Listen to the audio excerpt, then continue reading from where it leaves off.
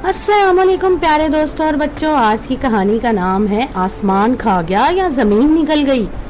Uncle Urfi भुलक्कड़ से शख्स थे। अक्सर अपनी घड़ी, रुमाल, कलम और चश्मा कहीं न कहीं रखकर भूल जाया करते थे। एक दिन अंकल उर्फी घर में अकेले थे। घर वाले किसी अजीज के मिलने गए थे। अंकल उर्फी को बहुत जरूरी एक खत लिखना था, मगर इनका चश्मा मिलकर ही नहीं दे रहा था। उन्होंने सारे घर में चश्मे की तलाश शुरू कर दी, मगर चश्मे को तो ना मिलना ही था। डिंग डोंग, दरवाजे पर बेल की आवाज सुनकर अंकल उर्फी ने दरवाजा खोला। इनके घर वाले वापस आ चुके थे।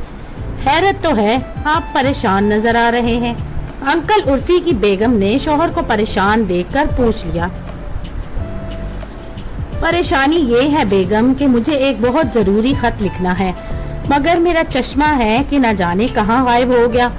बहुत तलाश किया मगर मिलकर ही नहीं दे रहा। पता नहीं आसमान खा गया या जमीन निकल गई।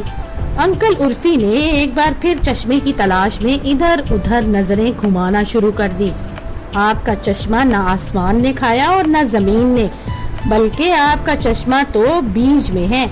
बेगम ने मुस्कुराते हुए कहा। क्या मतलब? अंकल उर्फी ने हैरत से पूछा। मतलब ये कि आपका चश्मा आपके सर पर है, बेगम ने हंसते हुए कहा। अंकल उर्फी ने भी मुस्कुराते हुए अपना चश्मा आंखों पर लगाया और खत लिखने बैठ गए। तो दोस्तों, अगर आपको ये कहानी पसंद आई तो मेरे चैनल को लाइक और सब्सक्राइब जरूर कीजिएगा।